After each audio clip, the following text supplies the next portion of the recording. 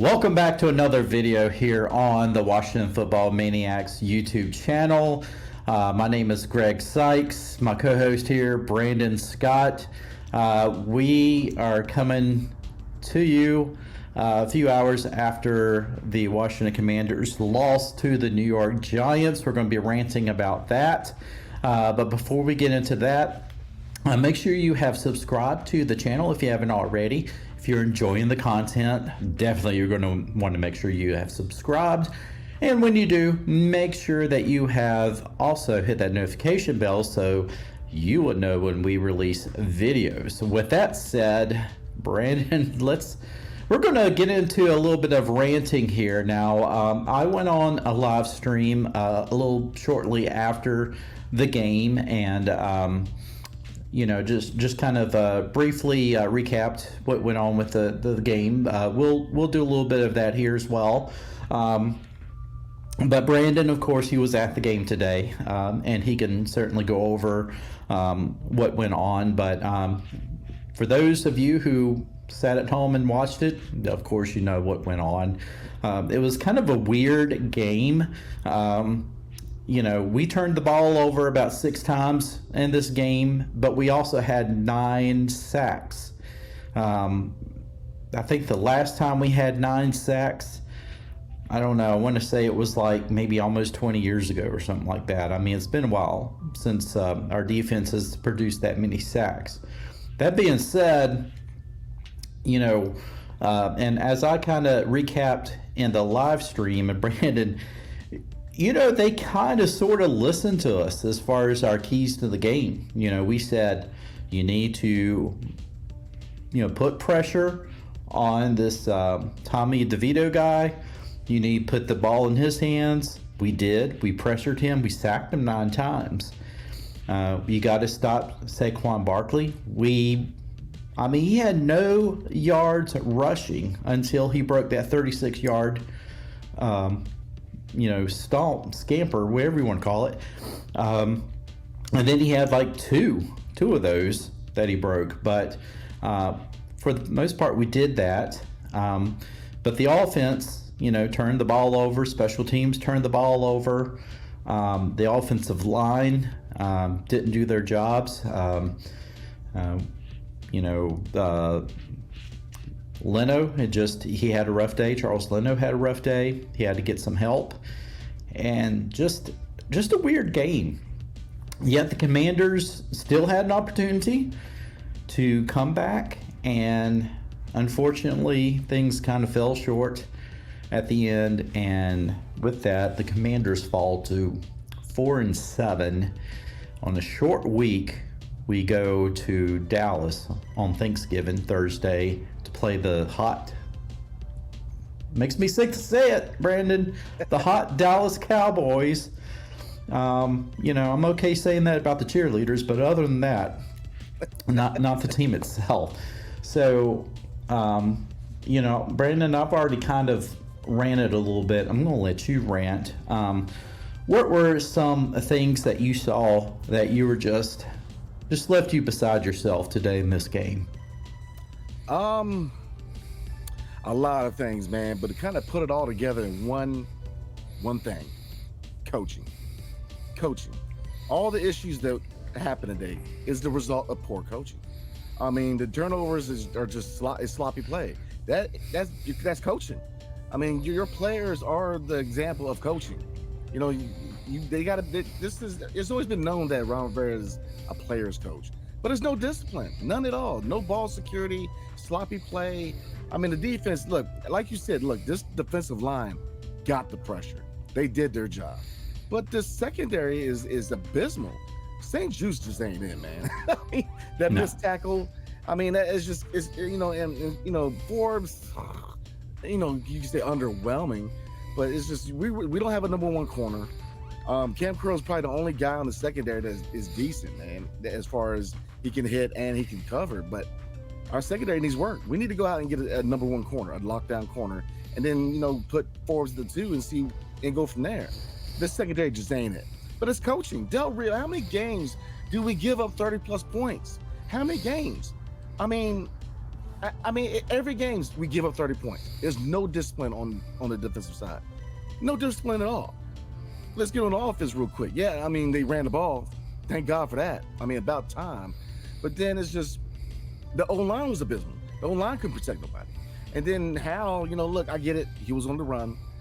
Hey, look, I'm a firm believer. He is the man. He is a franchise quarterback. But, experience, here's the thing. Tom Brady struggled when he was a young quarterback.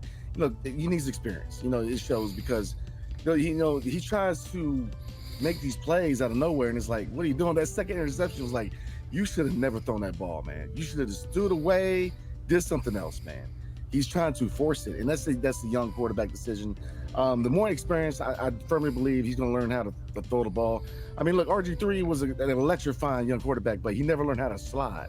And look where we're at now. He's no longer with the team. So he's got, he was a young quarterback, but he's got to learn.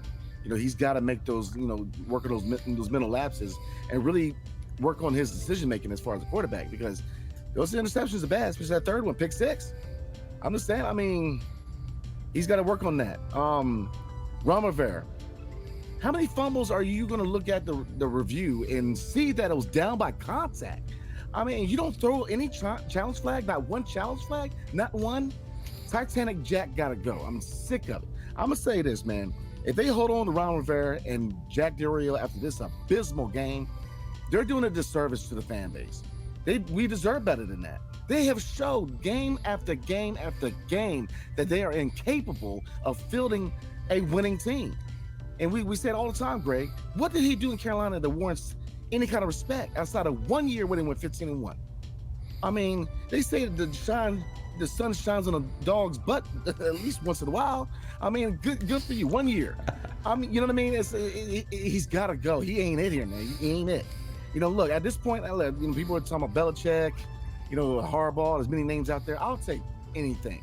Go down to PG County and go get a high school coach and bring him up in there and let him coach the rest of the year. I mean, it's abysmal. I don't know where Riverboat comes from, because he is losing at the craps table. You don't challenge any of those. I mean, you saw the replays, Greg. They were down by contact. Every single one of them were down by contact and nothing. He's stoic, standing there looking stupid. I mean, I'm so done with this coaching staff, man. It's hard to watch, man, because not only do we have to deal with every other team, fans outnumbering us every week at home, and hear the stupid songs and them, Greg, the Giants are 2-8. We lost to the Giants twice. We lost to the Bears on prime time. It's over. You cannot look at this schedule and have any game on the schedule left and look at it and say, oh, well, we have a chance. There's no chance. San Francisco is going to skunk us. Dallas is going to embarrass us on national TV. Look, a lot of people are going to be choking on the turkey watching that game. Because I'm trying right now, the Cowboys are going to smoke us, man, like a cheap pack of cigarettes. I'm trying to tell you, it does not look good. The coaching is abysmal. Kick Ron Rivera out of here, man, and put Eric Bieniemy. See what he can do. If he pans out, we'll talk. If not, go out there and get a coach. But I mean, how many weeks do we have? I mean, look, that's hard. We are selling out, man. We're selling the stadium out, and you're stinking it up. I don't want to hear these rah from Jonathan Allen. Oh, you got to show up. We've been showing up, man. You a sellout crowd, and that's what you give this fan base. It took so many years, and you know this personally, Greg. This is how many people left after Dan Snyder. People are starting to come back. I'm saying, man, the tailgates. You see a revitalization of the fan base. People are excited to come back. People are really excited. And when you see this crap, it's like, what are we doing? I mean, this is what I'm gonna pass the mic, because I could be on here for about 3-4 hours. It's hard to watch, man, because I love this team since I was old enough to know what the football was, man. It's just, I want this team to be a good team. It's just, I mean, look, all right, if you're a cashier at Walmart and you keep jacking it up, are you going to have a job? No. So why does he have a job? He's terrible. He's trash. He's got to get out of here. So what I saw today was like a Greek tragedy. I mean, it was hard to watch because there's no facet of the ball outside of the defensive line was good.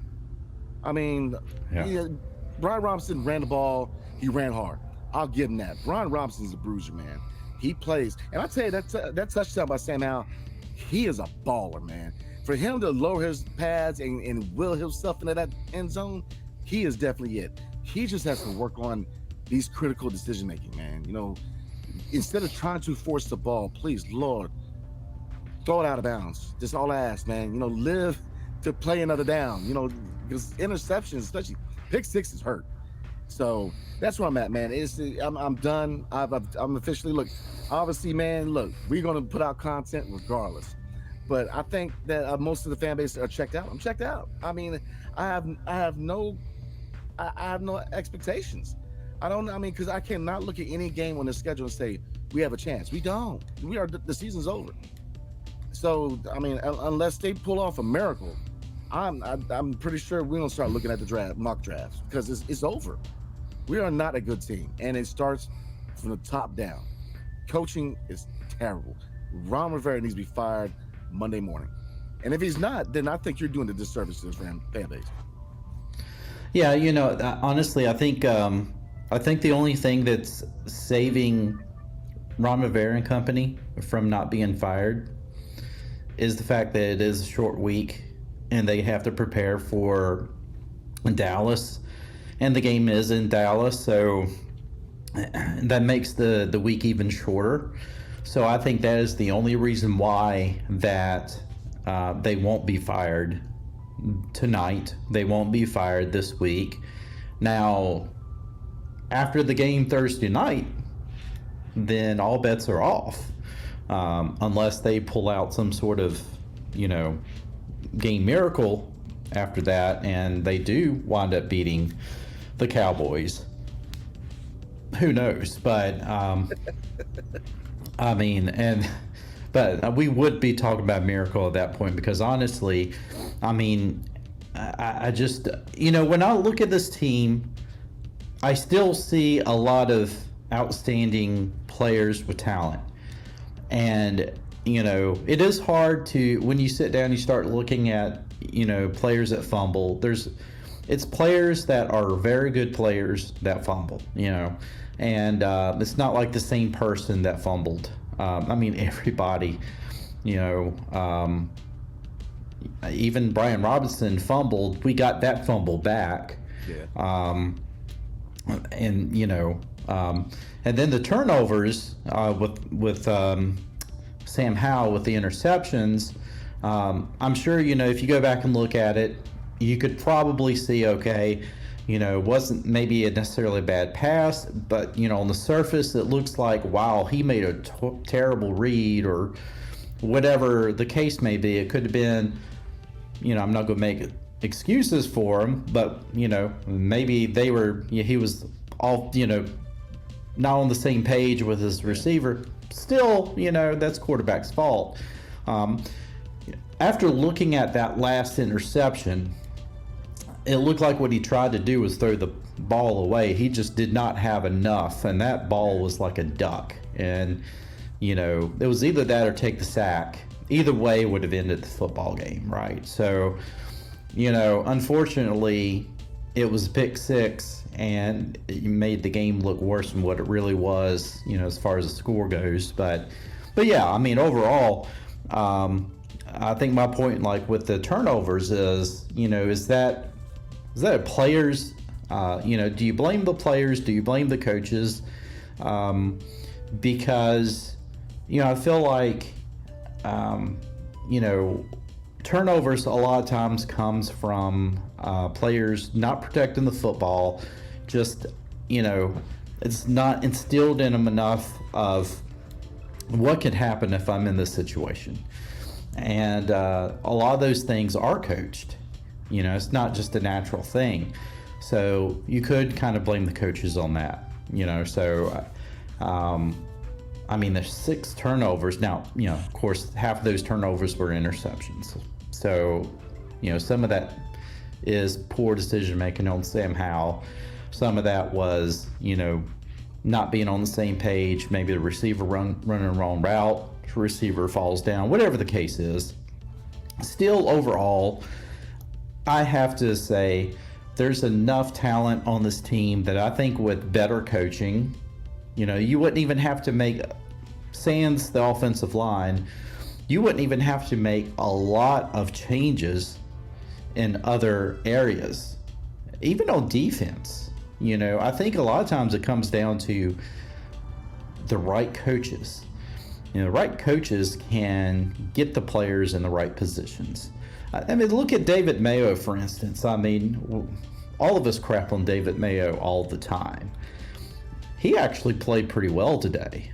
You know, I mean, I have to give him props. He played a heck of a game today. So he has it in him to play well. But I think a lot of times it does come down to poor coaching. And I've seen some teams, for instance, I mean, like take, what was it, the Rams? When Goff was still there. Yeah. And the Rams are terrible. And McVay comes in. And I mean, they didn't really make a lot of wholesale changes from what I remember, and maybe I'm wrong. A Rams fan can definitely, correct me, but I mean, you definitely didn't make any changes at quarterback. And suddenly, Jared Goff is playing like he's one of the best quarterbacks in the league, and suddenly they're Super Bowl contenders. So sometimes it just takes the right coaches to come in with the talent that you already have. I don't expect any coach to come in and make wholesale changes in personnel per se next year. I think that they will look and see that they have some good talent. I just, as I said in the stream earlier, sometimes you just have to tweak a few things, mid-game adjustments. And that's one thing that this coaching staff has never been able to do, is to do any type of mid-game adjustments. I don't ever see it.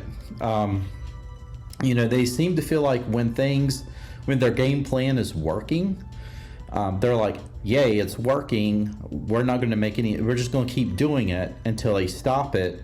And then we're just going to keep on doing it. You expect, even if you're successful with what your game plan is, you're going to expect to continue to do a few little tweaks here and there to keep the other team guessing, because you know that the other team is going to adjust. And so you just got to, it's like a game of chess. You always got to be one or two moves ahead. You don't just keep doing the same thing over again. And that's one thing that with this coaching staff, they never adjust. And whether if it's working or whether if it's not working, it just, square peg round hole, it seems like. And so I guess overall, my rant is that it's a poorly coached team. Ron Rivera knows it, and he was asked point blank, I mean, what can you say for a team that is under your tutelage for the fourth season, and they're at 4-7, 4-8? Well, no, 4-7 right now. We probably will be 4-8. And he's like, what do you expect me to say? You want me to make excuses? It's like, no, we just want you to say, no, I did expect it to be better, and I suck as a coach. I mean, yeah. Yeah. I mean, yeah, of course he's not going to say that, but he knows it. Ron Rivera should be fired after the Dallas game. I mean, if they win, whatever. Regardless, we know the season's over. But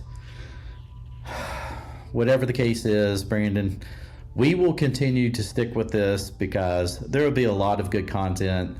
Folks, no matter what, even for Super Bowl contenders or we're contenders for the Toilet Bowl, whatever, we will stick with it. And not to worry, things are going to change. Just got to be a little bit more patient, folks. That being said, Brandon, you got anything else, buddy? No, sir. All right, man. All right, folks, we're going to wrap it up with our rants tonight. We'll be back to maybe talk about the Dallas game. We'll try to get something out to you before Thursday. With that said, folks, again, make sure you have subscribed to this channel. And with that said, hell to the Washington Commanders anyway. We will see you next time. Take care, everybody. Peace.